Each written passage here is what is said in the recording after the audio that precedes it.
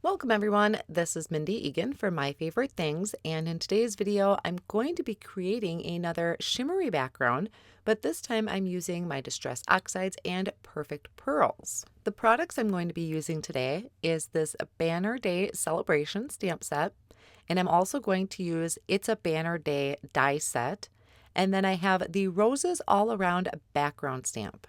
I'm going to start my card by doing my background, so I'm taking the Roses All Around background stamp and placing it in my Misty tool. I removed the foam insert because this is already foam mounted. And then once I pick that up with the door of the Misty, I have some smooth white cardstock that I added a repositionable tape to the back of. I place that over my background, close my Misty backwards, and now it is perfectly positioned where I need it to be. I'm going to prep this with an anti-static powder tool, and then I'm going to use a Versamark ink to ink up my background stamp.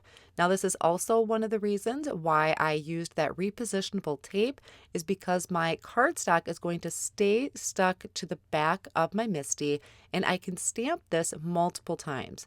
Versamark is kind of hard to see sometimes on white cardstock, and I want to make sure I'm getting a really clear impression. So I stamped that about 3 times, and then I'm going to sprinkle over some clear detail embossing powder, tap off the excess onto some scratch paper, and after my heat gun is nice and warmed up, I start on the back of my cardstock and then also move to the front to finish melting all of that embossing powder. I'm ink blending my background using Distress Oxide inks today, and I'm going to start with Antique Linen.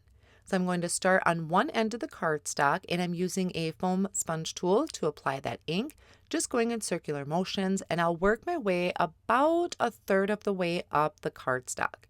Then I'm going to come in with Tattered Rose, and I'm going to apply that to about the middle of the cardstock. It's going to leave kind of a distinct line at this point, which I am fine with. I'm going to come back later to smooth out those transitions. Next, I'm going to come in with a Dusty Concord, and I'm going to add this to the other end of my cardstock.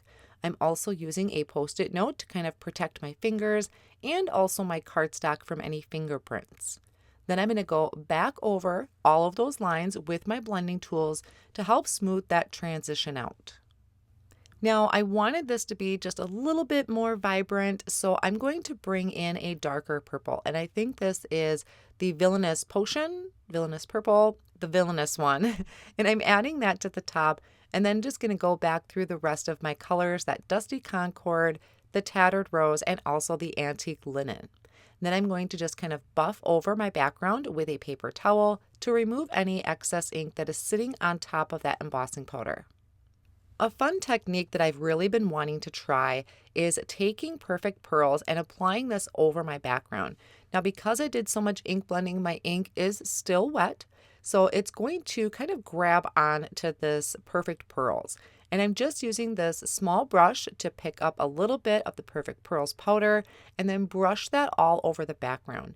And what this is going to do is make it super shimmery, but it didn't dull my colors. So you can see as I tilt that in the light how shimmery that is. Really gives it that pearlized look. So I set that off on the side, and I'm going to work on my sentiment. And first I'm going to start by die cutting out these 2 banner pieces from some white cardstock. I really like how these banners layer together to really create some dimension to it. I'm also taking these 2 smaller kind of triangle shapes, and I'm die cutting that out of a light gray cardstock. Now this smaller piece that I cut from white that does not have the kind of fishtails on it, I added a little bit of that repositionable tape, added that to my Misty, and then I lined up a sentiment. This is sending hugs off of the Banner Day celebration. And I'm just going to stamp that in some MFT Extreme Black ink. So since this is a brand new stamp, it's not quite conditioned yet. So I did stamp that about 3 times. And now I'm going to take these small little triangle pieces and I'm going to fit them in the back here by that fishtail. So what it's going to do is create kind of that shadow look and really add a dimensional look to our banner. So there's one that goes on the top and one on the bottom. And then I'm going to flip over the banner piece that has my sentiment on it, and I'm going to add some thin foam squares to it. I'll remove the backing from those thin foam squares using my tweezers, line that up, and now we have this super adorable banner to go on the front of our card. For my background, there was a part that did not emboss very well. I didn't like that, so I'm going to trim my panel down with a rectangle die. And then I have an A2 size card base here that I'm holding shut with a low tack tape. And I'm going to line the back of my blended panel with some thin foam tape. And I like to use a craft pick to remove the backing of that. And then I'm placing this over the front of my card base. So that tape inside helped hold it shut while I'm placing that over the front and making sure I have even margins around that edge. Then I also added some foam squares to my banner and attached that to the front, and just finishing this off with some clear embellishments and some liquid glue. That's going to finish off my card, and now I have this really beautiful pearlized background. Really didn't take a lot of time to create. I hope you enjoyed today's card project. Thanks so much for joining me, and I hope you have a wonderful new year.